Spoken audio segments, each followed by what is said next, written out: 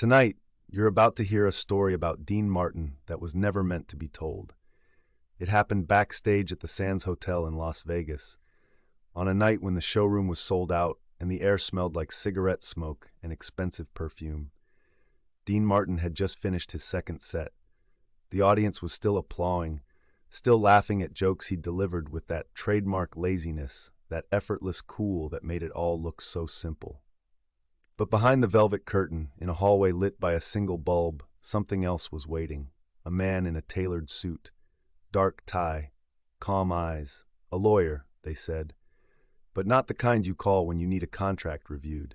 And Dean Martin, exhausted, sweating through his tuxedo, wanting nothing more than a drink and silence, stopped walking when he saw him. What happened in the next 11 minutes would never appear in any biography. No newspaper would print it. No friend would speak of it, not even Frank, not even Sammy.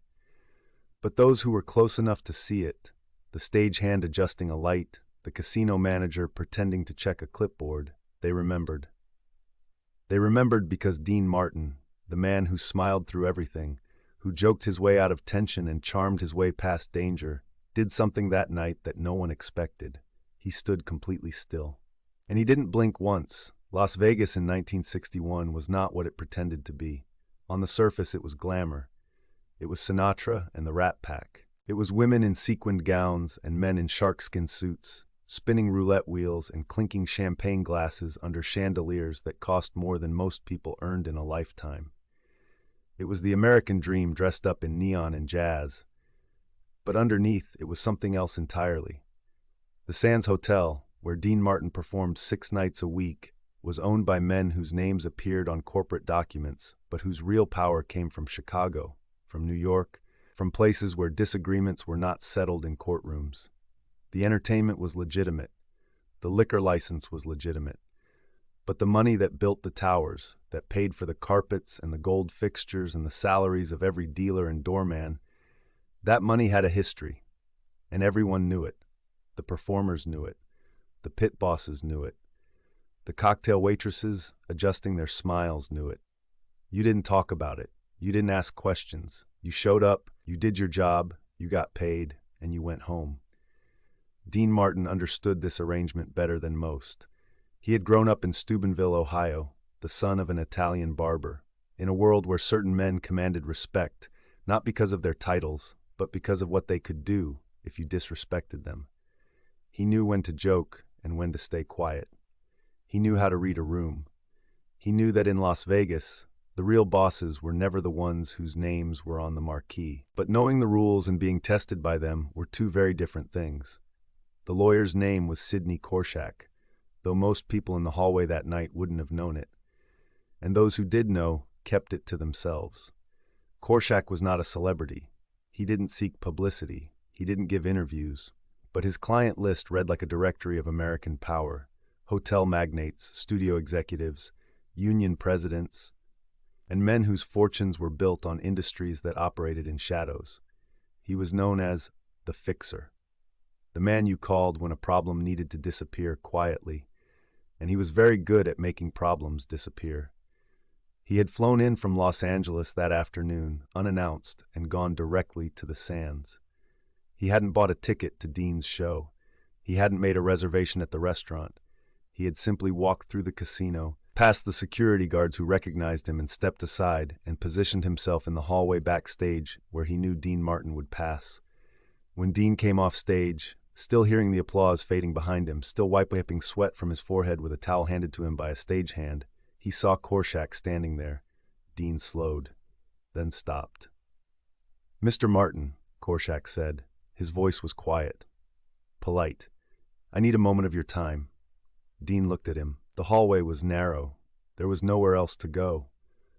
The stagehand who'd handed him the towel had already disappeared. The casino manager, a man named Eddie, was suddenly very interested in something on his clipboard, standing 15 feet away but not moving. Dean didn't ask who Korshak was. He didn't need to.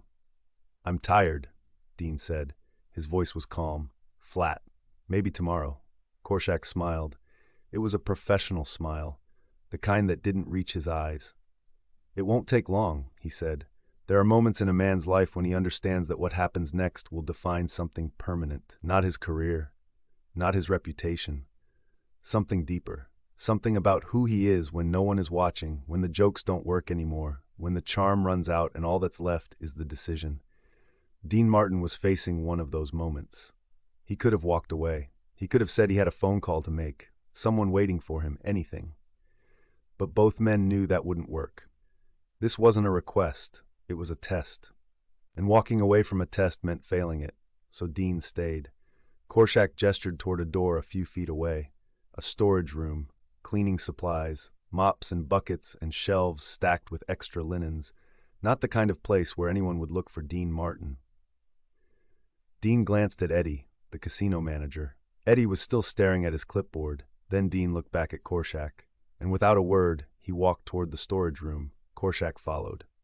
The door closed behind them. Inside, the light was harsh, a single bulb hanging from the ceiling, the smell of bleach and old carpet. Dean leaned against a shelf, arms crossed. He didn't sit, he didn't relax. Korshak stood opposite him, hands in his pockets. For a long moment, neither man spoke. Then Korshak said, "There's a situation." Dean waited. "One of your associates," Korshak continued, "has been talking to people he shouldn't be talking to, telling stories that don't need to be told." Dean's expression didn't change, but his mind was already moving. Associates. That could mean anyone. Someone in the Rat Pack. Someone from the studio. Someone from the old neighborhood. "I don't know what you're talking about," Dean said. Korshak nodded slowly as if he'd expected that answer. "I'm not here to accuse you of anything, Mr. Martin," he said.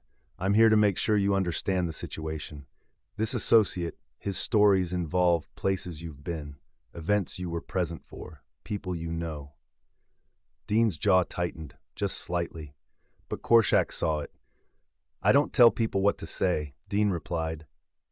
"I'm a singer." "Yes," Korshak said, "and a very successful one. You have a television show, you have recording contracts, you have a home, a family, a reputation." The words hung in the air. Dean understood what was being said. Not the words themselves, but the message underneath. This wasn't about threats. This was about reminders, about making sure Dean understood what he had to lose. But there was something else in Korshak's tone, something that suggested this conversation wasn't optional, that someone, somewhere, had decided Dean Martin needed to hear this message directly, from someone who mattered. "I'll ask you again," Dean said quietly. "Who's talking?" Korshak studied him. Then, for the first time, something shifted in his expression. Not quite respect, but recognition. "That's not your concern," Korshak said. "Your concern is making sure no one thinks you're part of it." There's a difference between being afraid and being careful. Dean Martin had spent his entire career being careful. Careful about who he associated with, careful about what he said in interviews, careful about keeping his private life private and his professional life profitable. But fear was something else. Fear was what happened when you realized that all the careful choices you'd made, all the boundaries you'd set, might not be enough. That someone, somewhere, had decided you were a problem. Or could become one. Dean had seen what happened to people who became problems. He'd seen careers end overnight. He'd seen men disappear from the clubs, their names never mentioned again, their families quietly relocated to other cities. He'd seen the way power worked in Las Vegas, the way it crushed anything that threatened it. And he'd made peace with that reality because he thought he'd stayed on the right side of the line. But now, standing in a storage room with a mob lawyer who spoke in calm, measured tones, Dean realized something. The line had moved. "What do you want me to do?" Dean asked. Korshak straightened. "Nothing," he said. "That's exactly the point. You do nothing. You don't make phone calls. You don't ask questions. You don't try to find out who's talking or what they're saying. You continue being Dean Martin. You perform, you smile, you make people laugh, and you forget this conversation ever happened." Dean looked at him, really looked at him, and in that moment, he understood. This wasn't about protecting Dean. This was about controlling him, about making sure he stayed silent, stayed compliant, stayed exactly where they wanted him to be. And the worst part was, there was nothing he could do about it. The silence in the room stretched. Outside, faintly, they could hear the casino floor, slot machines ringing, dealers calling numbers, the low hum of voices and music. the world continuing as if nothing had changed, but something had changed. Dean uncrossed his arms. He stood up straight, and then he did something that surprised even himself. He looked directly at Korshak, and he didn't blink. Not once, for 10 seconds, 15, 20. Korshak, the man who had stared down union bosses and studio executives and men far more dangerous than Dean Martin, felt something shift. Because Dean wasn't threatening him. He wasn't arguing. He wasn't even particularly angry. He was simply refusing to look away. It was a small act, meaningless in the grand scheme of things, but in that storage room, with the harsh light and the smell of bleach, it meant everything, because it was the only act of defiance Dean Martin had left. Korshak's expression hardened. "Are we clear, Mr. Martin?" Dean still didn't blink. "We're clear," he said. Korshak nodded. Then he walked to the door, opened it, and left. Dean stood there alone for a long time. The bulb above him buzzed. His tuxedo was still damp with sweat. His hands, usually so steady, were trembling, but he hadn't looked away. When Dean finally emerged from the storage room, Eddie, the casino manager, was gone. The hallway was empty. A stagehand passed by, carrying a rack of costumes, and nodded at Dean as if nothing unusual had happened. Dean walked slowly toward his dressing room. His legs felt heavy. His chest felt tight. Inside, someone had left a bottle of whiskey on the table. J&B, his favorite. He poured a glass, drank it in one swallow, and poured another. Then he sat down and stared at himself in the mirror. The face staring back was the same face millions of people knew. The same easy smile. The same sharp eyes. But tonight, Dean saw something else. Something older. Something tired. He thought about the conversation. About Korshak's words. About the associate who was talking. Dean had a good idea who it might be. Someone from the old days. Someone who'd been around when money changed hands in back rooms, when favors were traded and debts accumulated. Someone who thought they could tell their story and walk away clean. But Dean also knew that whoever it was, they were already gone. Not dead, necessarily, but gone. Disappeared into some other life, some other city, where their name wouldn't be spoken and their face wouldn't be recognized. That was how it worked. And now Dean was being reminded that he could disappear too, not physically, but professionally, socially. All the careful work he'd done to build his career, his reputation, his family's security, it could all vanish if someone decided he was a liability.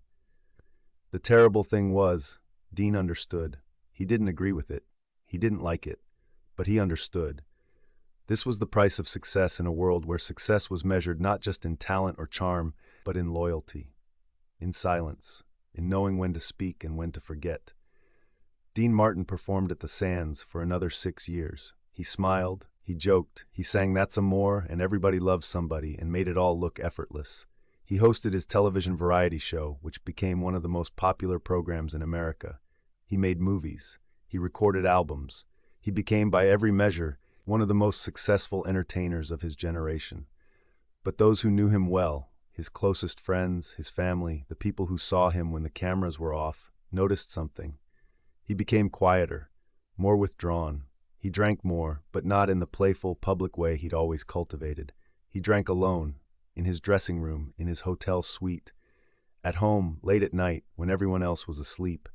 He stopped talking about the old days. When someone would bring up a story from the early years in Vegas, Dean would smile and change the subject. Not obviously, not rudely, just enough to make it clear he didn't want to go there. And when Sidney Korshak's name came up, rare, but it happened sometimes in the circles Dean moved in, Dean's expression would go completely blank. He wouldn't react, wouldn't comment. It was as if the name meant nothing to him. But it did mean something. It meant that on a night in 1961, in a storage room at the Sands Hotel, Dean Martin had learned something about the world he lived in. Something about power and control and the cost of fame. He learned that no matter how successful you became, no matter how many people loved you, there were always men in tailored suits who could walk into your life and remind you that none of it was really yours. That it could all be taken away. Not violently, not dramatically, but quietly, efficiently, with a single conversation. There's a photograph from that period. Dean backstage at the Sands, probably taken a few months after the incident. He's sitting in his dressing room, still in his tuxedo, a drink in his hand. The photographer caught him in an unguarded moment. He's not smiling. He's not performing. He's just sitting there, staring at something beyond the camera. His eyes look tired, older than they should. People who see that photograph now, knowing what they know about Dean Martin's life, usually comment on how lonely he looks, how isolated. They wonder what he was thinking about in that moment. But the ones who were there, who understood what Las Vegas was really like in those years, they see something else. They see a man who had been tested, who had stood in a storage room with a mob lawyer and refused to blink, who had made a choice to stay silent, to protect himself and his family, to play by rules he didn't write but couldn't escape. They see a man who survived. But survival, Dean learned that night, came with a cost.